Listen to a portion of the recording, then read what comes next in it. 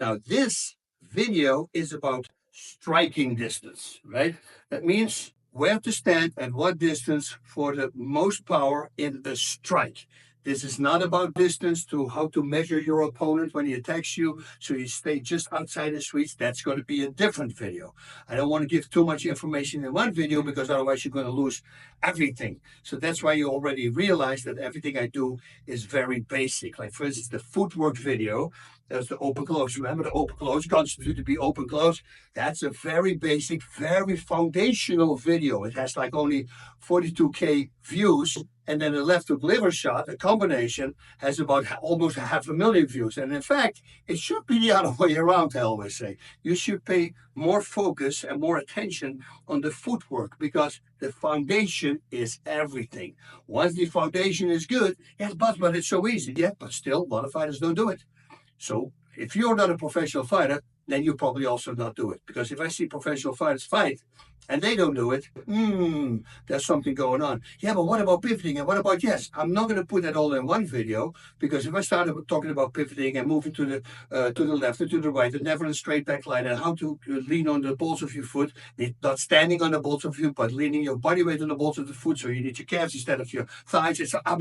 There's so much information I'm going to throw at you that, it's like they have a saying, right? You can't see the forest anymore because of the trees. So my teaching is always basic stuff. Now, there's also things that when I explain, for instance, a liver shot, I'm just saying this right now, and my right hand is here, not at my jaw. Don't say, hey, boss, your right hand is not at your jaw. Yeah, because I'm focusing at that particular moment on the angle of impact and where it comes out and how to deliver the most power. This is where the focus goes.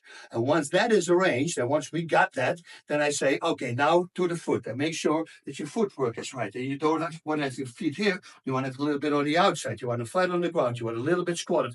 All these little details are going to come in. And at the very end, the only time I'm going to say when I forward doesn't have, keep his right hand up and keep your right hand up. And then if he does the combination on me, then and he doesn't keep his right hand up, the only thing I have to do, only tap him like this. And if they trust me, every fighter has it immediately at that moment.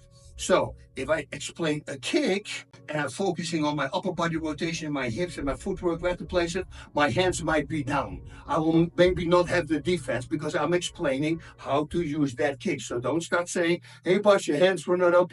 No, I'm talking about the kick. At the very end, we're going to fix everything, and then we're going to make it perfect. I'm saying this because I was talking about how to deliver the most power, how to get the most power out of the ground into a punch. And one of the things that I said is if you stand in front of a bag on one leg and you push it against the bag, you're going to push yourself away. That means I can't put my body weight in this punch, right? The only way for me to put the body weight in the punch is to have this foot on the floor. Now I can push that bag away. And then some knucklehead, some idiot says, yeah, but you don't push when you punch. I go, what is the name of the title, guys? Focus on that. I'm not talking about punching.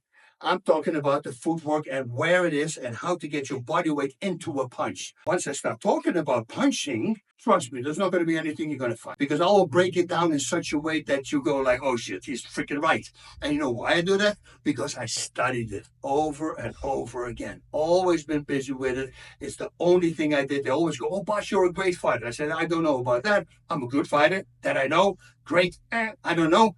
But as a coach, I do believe I can coach really well, and I see just mistakes really fast because I pay attention to all the foundations. And if the foundations are correct, then you deliver the best punch, you're the best balance, you have everything becomes really good. So focus on the foundation, and that's why everything is in steps. The left hook liver shot, I did that combination. Of course, I don't tell you how to get in there. Maybe you have to set it up with a 1-2. I don't also tell you, do you really believe that I go to an opponent like this?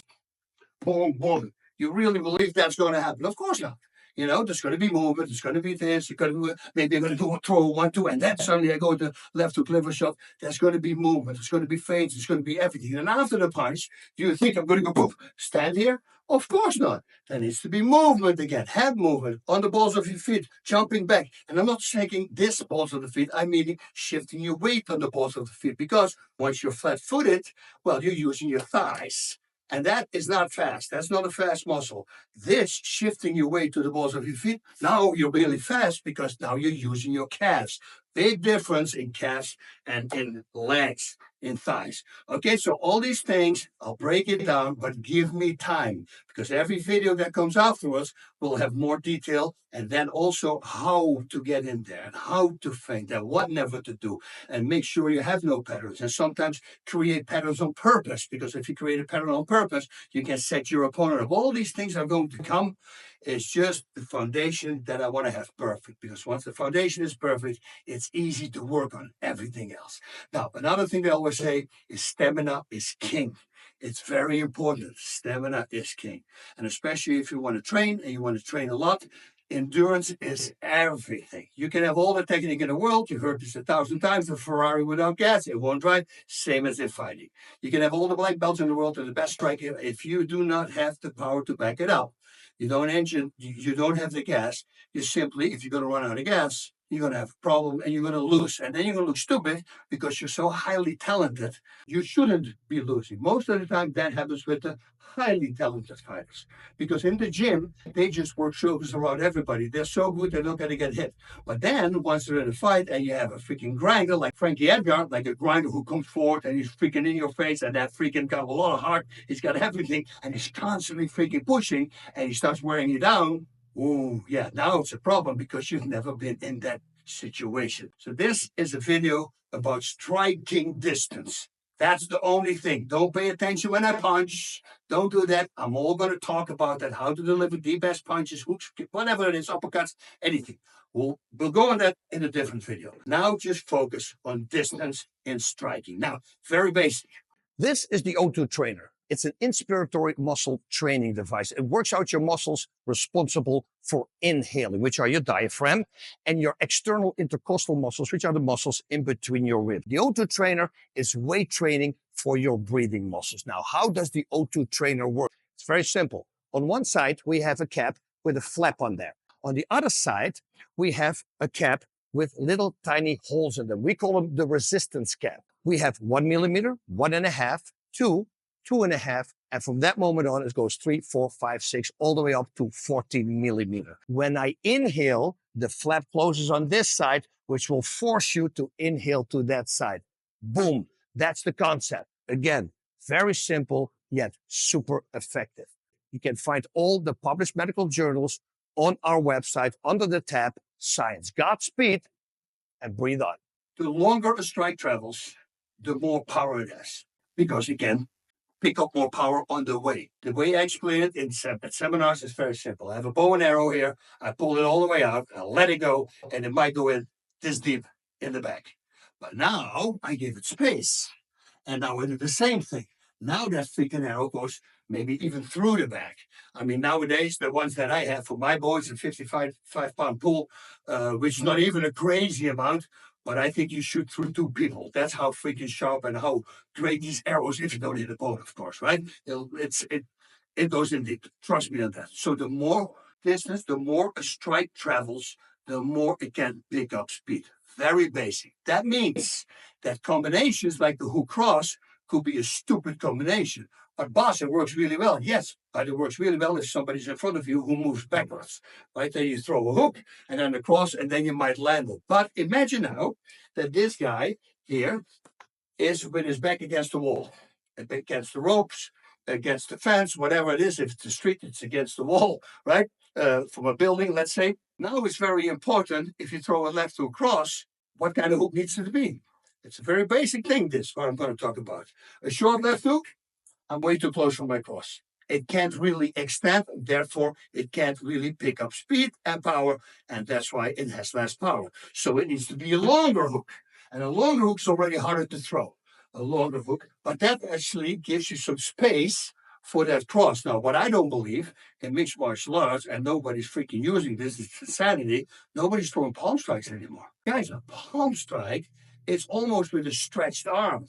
So it's almost as long as your freaking cross. So a long palm strike is the perfect setup for a cross. Yeah, but Bas, you can see it coming. That's what I want. You know, if I don't want you to see my punch coming, I'm going to go real fast. If I want you to block my punch, I'm actually going to load it up. I'm telling you, I'm very theatrical because the longer I make it, the bigger I make it, you go, oh shit, there's a poof, there's the cross. You see, so sometimes you have to do things a little slower in order for your opponent to pick it up and to defend it, because that sets up the second punch that I'm going to land. Now let's talk about punches on close distance. Now, normally the face, if this is the body, the face will be a little bit forward, right? So everything here, a right uppercut, left hook, great combination. I can also a left uppercut, right hook, or maybe a right uppercut, left elbow, left uppercut, right elbow. These are all great combinations. But crosses from this distance, it's not really going to work. That means that a lot of guys in training don't throw crosses after they throw an uppercut. Why? Because they're too close. I go, wait a minute, why can't you create your own space? So what I would do, and again, this is not a punching video, but I'm just going to show you how I do it. If I want to do a right uppercut and then reload this arm and come back with a cross, well, officially, if I stand still, the cross is not going to do anything. A hook will be better, elbow will be better. But if I want to still stick with my cross, I'm going to do an uppercut. I'm going to move backwards, and as soon as I land, that back foot, I fire off. So that foot lands, and I focus on it to immediately fire. So it's not this, boom, and hook, and boom. It's literally, you give an uppercut, you step back, boom. Immediately, when that foot lands, that's when you throw the punch. Now, I was very greedy in this punch, as you saw. I need a little bit of anger, so I throw the uppercut, and right away I go, don't come forward. If I come forward, I'm closing the distance again. It's better to keep my body here so it can travel longer and it has more power. You see what I mean? This is important, right? So the hooks, everything to the face and the uppercuts and the elbows, you do it right here. Now the body's going to be a little bit further away. See, my head is here, my body is a little bit further away, which is perfect. Because for body shots, that means you have more space, a little bit more space. But a little bit on a short distance is always a lot. Now with the body shots, we know by now that we have to hit it in a diagonal angle going upwards, right? That's what we're saying. But I explained it in the liver shot video, how exactly throw that punch. Look at that video, so then we don't have to go into it right now. Now, with fighting, it's very important, and a lot of coaches, I'm sorry, coaches, you're doing this wrong, and your students will know right away, because I'm going to say something now that you probably don't do. That is focus match holding, and you're always walking backwards. And if you do that, not a very smart thing. You need to stand still at a moment, and then when you let it throw combination, you start to have to move forward. Because guess what? There's fighters, again, like Frankie Edgar, he will be in your freaking face. Guys like that, they're looking for a fight. They're just born fighters, and they're constantly pushing. You see, so if you're not prepared for that, then when he comes close, you're jamming your punches. You can't really straighten them. But if you're used to your trainer coming forward while doing the focus match, now you know how to stay at distance and still have the correct footwork in order to throw those punches. So it's very important that you always train the same. I was talking about Joshua Van, about his great distance and timing. I was comparing him to a UFC Unfiltered podcast. I was comparing him to Max Holloway. I see very much Max Holloway in him. The first time I saw Max Holloway fight was against Conor McGregor. And I was talking about this on the show. I said, when we had Inside MMA, the show that I was doing at the time, I was the host of, we were talking about that fight. I said, what do you think about McGregor? He looks good. I go, man, he's freaking awesome. He's got great timing, great accuracy, very straight punches. This is very important because a lot of people, straight punches, they still throw in an angle. You know, watch how many people throw a straight punch like that. You know what it means? If somebody gives me a straight punch, they only have to lean back and he's going to miss me. But if it's a real straight punch, going straight forward, he can move back whatever he wants. You're still going to nail him. So it's important that you always go straight forward. Then they said, what do you think of his opponent, Max Holloway? I said, he's going to be the next world champion. And they were like, whoa, he just lost. I go, yeah, but for a 23-year-old guy to control the distance the way he did, I think he can go very far. And what do you know? He became the world champion. And I see that in Joshua Van as well. He's got this great timing and a great slipping, and he's always at the right moment, at the right distance when he connects. That is something that not a lot of fighters have. But I mean, the highest percentage does it because he's doing it very well. And that's why I believe he can go very well, because he's always at the right distance. So make sure that your distance always is perfect. And by the way, don't pull a punch and believe that the harder you pull back, the more power you put in there. It's a bunch of baloney. I truly don't believe it. It's like these guys, they say they can punch out the candle and therefore their punches. So it doesn't mean anything. You still have to go in the target in order to hurt the target. It's very simple. So at the very end of your punch, if your very end is here, you can't put your body weight in there. It's impossible, guys. Yes, you can cut him. Maybe you can cut him. Whoa, nice, you cut him. Yeah, whatever. You want to knock him out, right? So you need to go a little bit into the target. So the last inch and a half, so to say, you want to go into the target.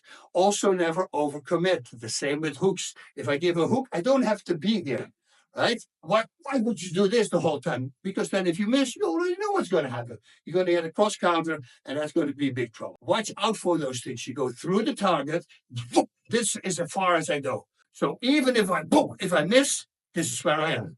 You see, so watch out that you don't push it through. And I know when you're very tired, they start swinging for the fences, but that's the moment you're going to be very vulnerable. So really watch out for that. Distance is everything. Make sure if you have a coach with the focus mitts that he also stands still at certain times, moves forward at certain times, and moves backwards. If they only move backwards, it's not a good thing. Also step to the side, step to the side. Be like a fighter. This is important. I give you one last example. We had this guy in my gym. He's a very good fighter. He's a heavyweight. He moves like he's 155 pounds. I mean, so fast. I was shooting something, I think, for 6 weeks. I was out of the gym, and he had his first fight. And everybody in the gym, he will clean up the guys, everybody. And he's always moving forward. And I remember still, because I was going to go, I hope somebody's pushing him backwards. And then he had a fighter, a dog. Like the Frankie Edgar. And that guy was right in his face the whole time. Well, he lost that fight. Everybody was like completely taken by surprise. How can he lose? Because he simply was never in that position. So it's very important that you're always in the positions that you might end up in. Because if you didn't train a certain technique, if you didn't see a certain setup, those setups are going to be effective against you. It's like the right hook in an orthodox fight. We saw at the show with Sean O'Malley and Marat, Pfeiffer. He was throwing a very long right hook, very effective with it. And I thought it was Azamat, I think it was his name. He was a southpaw position who knocked his opponent out with a long left hook. Those punches are very underused in training. And if they're underused in training, that means they never saw them. And if they never saw them and they go to a fight and that person that they're fighting is throwing those punches, you're going to hit with the punches because you never been prepared for it. You see, so make sure the right hook from orthodox position, long right hook is a very good weapon, also a short one actually, and a long left hook if you're in southpaw position is a good one. One that I really liked was I did an uppercut with a right hook. Somebody, a heavyweight boxer, told me that like a week, no, not even, I think 4 days before for a Thai boxing match I had. And I had a really tough guy. That guy was so tough, he broke somebody's leg with a low kick one time, and freaking he was coming at me, going hard. And it was this whole freaking chaos. And you see me, suddenly I'm relaxed, and I give him the right uppercut, right hook, and that was the knockout. But you see, I picked something up last minute, and he probably never saw it, because I thought I loved that combination. I never saw somebody doing that before. So chances that he never saw it, very high. And I got it. I'm also going to talk about other punches combinations that people never threw before.